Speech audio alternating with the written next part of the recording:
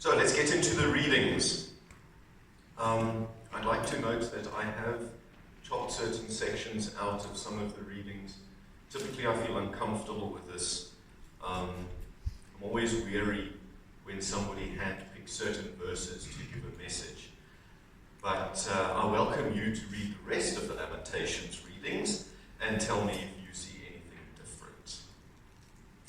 So we will start with Ecclesiastes 8:7-17. This, a while ago, was one of the lectionary readings, and I had to preach, and it was at one of the times where you didn't have much choice who was preaching, and it was the most difficult thing I'd preached on then, but since then has remained as one of the most life-changing passages from the Bible for me. Since no one knows the future, who can tell someone else what is to come? As no one has power over the wind to contain it, so no one has power over the time of their death. As no one is discharged in time of war, so wickedness will not release those who practice it. When the sentence for a crime is not quickly carried out, people's hearts are filled with schemes to do wrong. And we skip to verse 14. There is something else meaningless that occurs on earth. The righteous who get what the wicked deserve, and the wicked who get what the righteous deserve. So remember this section when we get to the Revelation reading. This too, I say, is meaningless. So I commend the enjoyment of life, because there is nothing better for a person under the sun than to eat and drink and be glad.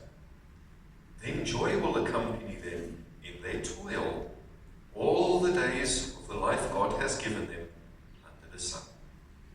When I applied my mind to know wisdom and to observe the labor that is done on earth, people getting no sleep day or night, and then I saw all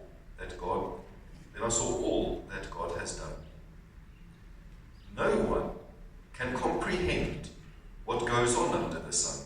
Despite all their efforts to search it out, no one can discover its meaning. Even if the wise claim they know, they cannot really comprehend it. Then Revelation. So chapters 1-20, go and have fun. If you're feeling a little bit too happy and you need a downer, read 1-20. It's fire and brimstone all the way. But then in chapter 20, verses 11-15, something changes. So I'll start from verse 11. Then I saw a great white throne and him who was seated on it. The earth and the heavens fled from his presence, and there was no place for them. And I saw the dead, great and small, standing before the throne, and books were opened. Another book was opened, which is the book of life. The dead were judged according to what they had done as recorded in the books. The sea gave up the dead that were in it, and death and Hades gave up the dead that were in them, and each person was judged according to what they had done. Then death and Hades were thrown into the lake of fire. The lake of fire is the second death. Anyone whose name was not found written in the book of life was thrown into the lake of fire. And then we continue to Revelation 21:1-4.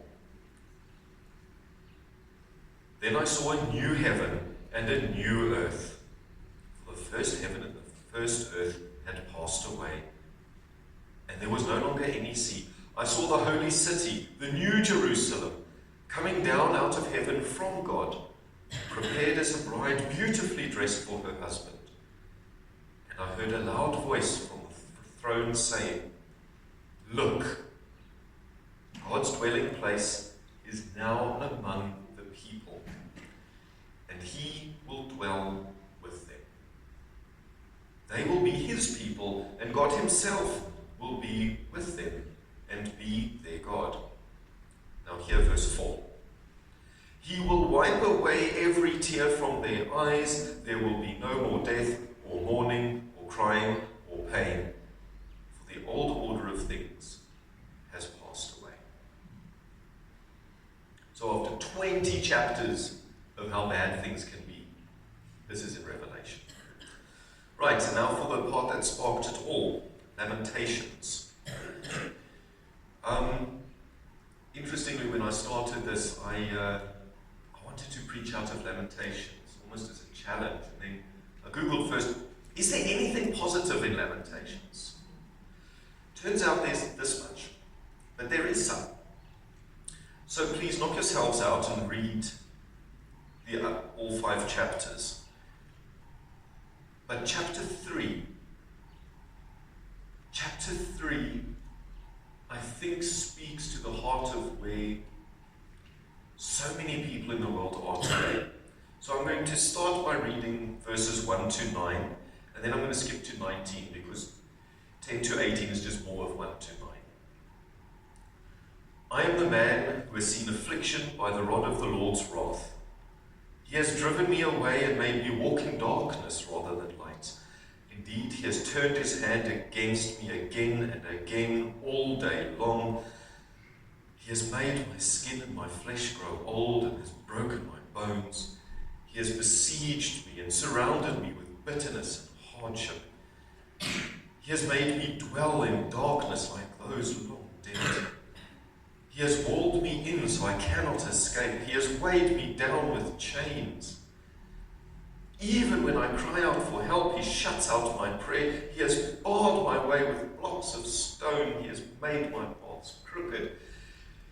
And so it continues until I remember my affliction and my wandering, the bitterness and the gall. I well remember them, and my soul is downcast within me. Yet this I call to mind, and therefore I have hope. Verse 22. Because of the Lord's great love, we are not consumed, for his compassions never fail. They are new every morning. Great is thy faithfulness. I say to myself, the Lord is my portion, therefore I will wait for him. The Lord is good to those whose hope is in him, to the one who seeks him. It is good to wait quietly for the salvation of the Lord. It is good for a man to bear the yoke while he is young. Let him sit alone in silence, for the Lord has laid it on him. Let him bury his face in the dust. May yet be hope. Let him offer his cheek to one who would strike him, and let him be filled with disgrace. And now here, verses 31 to 33. For no one is cast off by the Lord forever. Though he brings grief, he will show compassion. So great is his unfailing love. For he does not willingly bring affliction or grief to anyone. Then I jump to 33 to 41. Why should the living complain when punished for their sins? Let us examine our ways and test them, and let us return to the Lord. Let us lift up our hearts and our hands to God in heaven. We thank the Lord for his gracious words. Before the sermon proper starts, let us stand and sing 2 more. To God be the glory, and what a friend we have in Jesus. Please be seated.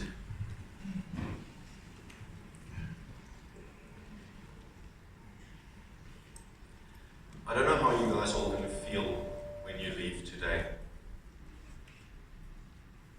But my hope is that it's one of 3 things. Either you feel really good, or you feel really worried. But regardless, that you feel you need to think. So, I briefly mentioned it earlier.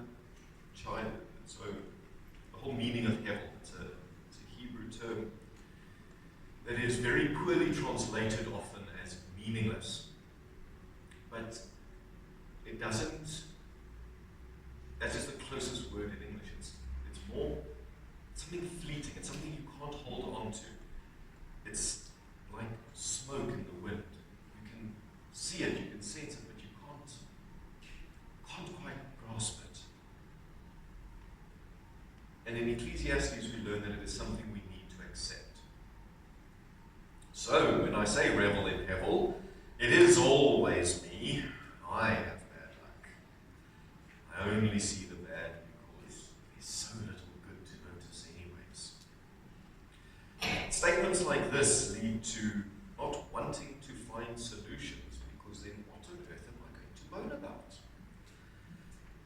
ends up happening is that I define myself and others define me as someone with bad luck. So if I decide I want to change that, I have to redefine myself. So what did we learn in Ecclesiastes? We learned that life is fleeting. We learned that wisdom may not bring the best decisions. That good deeds may go unnoticed and unrewarded. That hard work may not bring success. That winning and losing can often seem randomly assigned. And the world happens to us and we have no control, so why even bother? But how we live is in our control. Our deeds are in our control, even if the outcomes are not. Our intentions are in our control, even if they're misunderstood. And most importantly, how we view life is in our control. Remembering and focusing on the negatives is a decision, and it's an easy default. And keeping score versus other people around you very much clouds our vision. So instead of bemoaning the lack of purple cosmos, how about relishing each one you do see? How about going out to look for them and feeling joy when you see them? We should aim to grow in wisdom so that we can make better decisions. We should do good things merely because we believe they are good, regardless of gain or praise or reciprocity. We should work hard when it is commendable. And we should enjoy the wins and accept the losses and learn from both and move on. Life is Hevel, not meaningless. It's more elusive. It seems like we can touch it, but we can't. And that is okay. So, one of the things that I learned a while ago from Ecclesiastes is that you need to decide to enjoy things as they are happening, not one of my strong points. I'm really good at enjoying things that will happen later, as Eccl regularly reminds me. But you need to decide to enjoy a meal, the one you're having now, whether it is a sandwich or a steak. You need to decide to enjoy a conversation, that you care about the topic or not. You need to decide to enjoy a sunset. I've been privileged to have traveled a lot, and I'm pretty certain Secunda has the brightest, most colourful sunsets. And enjoy a sunny winter's day. Sometimes I still feel I'm from the Cape side, even though I've lived here longer. But let me tell you, the best part about living in Secunda is that in the winter there is sunshine. Where I grew up, it is grey and drizzly for 6 months. To explain how wet it was, my mother got so frustrated, she bought a tumble dryer, something that was new to our house, and realized after 4 hours of tumble drying, the stuff is still just as damp. We need to decide to enjoy what is in front of us and be content with what we have rather than what we are wishing for. Right, so what do we learn from Revelation? Also, a quick show of hands. Who knows that it's revelation, not revelations? Okay, so only I learned that. Why are we scared of the times? People don't want to preach, they want to talk about Revelation. Why? Are we scared of the book? Surely it's the best book in the whole Bible. I mean, fine. I know it's all about vengeance and wrath and everything is really scary, but is it any of that really? God knows our deeds. God knows our true intentions. God knows our hearts. He knows our regrets. God knows for what we have truly repented. knows what formed us and knows our reasons or excuses. God knows God knows us and our lives. And God will write our names in the book of life. Or will he? Dramatic pause. Should we not be enormously grateful for all grace he shows us and accept the bad in between the grace? Do we notice the grace, or do we attribute it to occasional luck? Instead of asking God why all bad things happen to us, for those who were here last week, should we not take responsibility for our own lives first and repent, rather than expecting all things to go well? If we do our best, the best we know how, and grow with each mistake, God will know. If we acknowledge our wrongs and say sorry while being actually sorry, God will know. So why does Revelation scare us? Surely it should comfort us. Or do we feel guilty about where we stand in front of God? And on that joyful note, let's go to Lamentations. 5 books of moaning, so much moaning. And chapter 3 is the only part of anything positive. The rest is literally just moaning, for pages and pages, moaning. But when taken with Ecclesiastes and Revelation, I found those 2 verses that I highlighted in the readings so incredibly powerful. And I repeat them now, Lamentations 3, verse 22 and then 31. Because of the Lord's great love, we are not consumed, for his compassions never fail. 31. For no one is cast off by the Lord forever.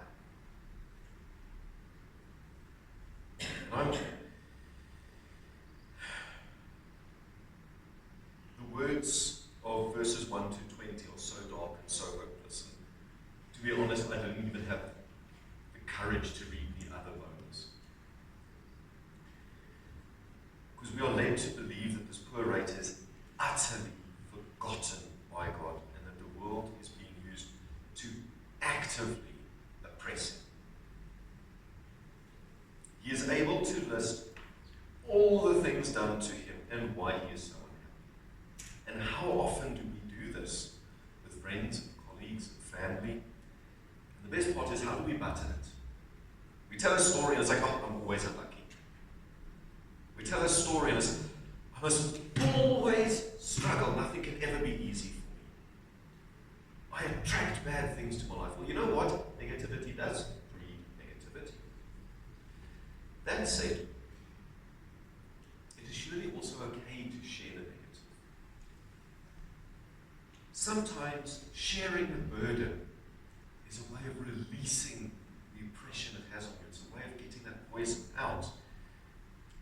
The question is, what happens then next? Do you move on, or do we move on from it? Or do we tell that bad story, and then we add on the next bad story, and the next one, to show how much bad luck there is, and eventually that snowball becomes an avalanche. Because by having this mentality and this typical way of expressing what's going on in our lives, we are unable to notice the grace in between. And to be honest, how often do we actually appreciate the grace? So here's a bit of a challenge. How about, instead of defining ourselves by all the bad that's happening, how about we define ourselves by the grace we've received?